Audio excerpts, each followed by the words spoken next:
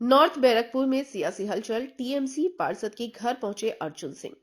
North Barrackpore न्यायपालिका के 15 number ward में शनिवार को उस समय राजनीतिक सरगर्मी तेज हो गई जब बैरकपुर के पूर्व सांसद और भाजपा नेता अर्जुन सिंह तृणमूल कांग्रेस की पार्षद श्रावणी काश्यपी और उनके पति मिर्नब काश्यपी के आवास पहुंचे।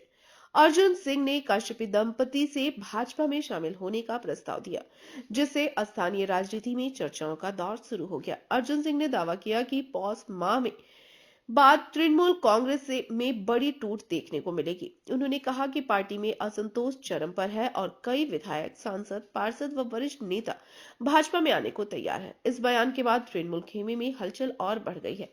वहीं इस घटनाक्रम पर नोआपाड़ा विधायक मंजू वसु ने प्रतिक्रिया देते हुए कहा कि उन्होंने काश्यपी दंपति से बातचीत कर उन्हें तृणमूल में बने रहने के लिए समझाया है। उन्होंने यह भी बताया कि उन्हें भी भाजपा में जाने का प्रस्ताव मिला था, लेकिन उन्होंने इनकार कर दिया। इधर काश्यपी दंपति ने तृणमूल कांग्रेस के प्रति नाराजगी जाहिर करते हुए कहा कि पार्टी में अब सम्मान और काम करने का माहौल नहीं रहा है। उन्होंने भ्रष्टाचार के आरोप लगाते हुए कहा कि यदि भाजपा उन्हें सम्मान देगी तभी वे आगे का निर्णय लेंगे। इस पूरे घटनाक्रम के बाद नॉर्थ बैरकपुर की राजनीति में हलचल और तेज हो गई है। उत्तर 24 परगना से ब्यूरो रिपोर्ट, पीवीटीवी নিউজ।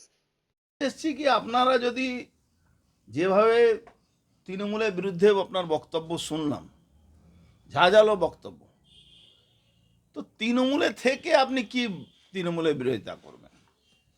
তাহলে আপনাকে ভাবতে হবে এই তৃণমূলকে সর্বনাশ করার জন্য যে মানুষের একটা ইচ্ছা সারা বাংলায়, সেই মানুষের ইচ্ছার সঙ্গে আপনাকেও থাকতে হবে। কারণ বাংলায় তৃণমূল তোলাবাজ, লুটেরা, কয়লা চোর, বালি চোর, মানুষ চোর, মহিলাদের বিক্রি করা, সব কাজই তো করছে। আপনি শুধু কল্যাণী হাইওয়েতে চলে যান না। আপনি যে অ্যাপ্রোচ করলেন সেই অ্যাপ্রোচে কি এরা সাড়া দিল? সেটা দেখুন, আমি সেদিন ইনাদের বক্তব্য শোনার পরে আমার পরের দিনই আমার আসা উচিত ছিল, আমার 3-4 দিন লেট হয়েছে। আমি ওনাদেরকে বলেছি, এবার সবটা ডিপেন্ড করছে ওনাদের উপরে, ওনারা কি চাইছেন না চাইছেন, এখানে থেকে লড়াই করবেন না বিজেপিতে যেয়ে লড়াই করবেন, সবটা তো ইনাদের উপরে আছে। আমার কোনো জোর জবরদস্তি, হ্যাঁ ওনার তৃণমূল কাউন্সিলর এবং জ্যোতিপ্রিয় মল্লিকের ছায়াসঙ্গী তার বাড়িতে হঠাৎ, দেখুন, আমরা যেরকম বাংলাদেশে হিন্দু নিধন হচ্ছে, বাংলাদেশে রোজ হিন্দুদেরকে মেরে পুড়িয়ে দেওয়া হচ্ছে, পশ্চিম বাংলায় তৃণমূল যাওয়ার একটা শেষে কাউন্টডাউন শুরু হয়ে গেছে। এবার তৃণমূলে কাউন্সিলর হোক, সিপিএমে কাউন্সিলর হোক, কংগ্রেসের লোক হোক, যারা এখন তৃণমূলের বিরুদ্ধে থাকবে তাদের সঙ্গে আমার বন্ধুত্ব থাকবে।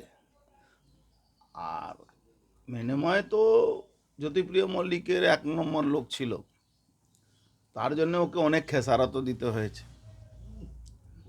আগেও আমরা ওকে বুঝে বলতাম কি তৃণমূল বিপদে পড়লে কারোর সঙ্গে থাকে না।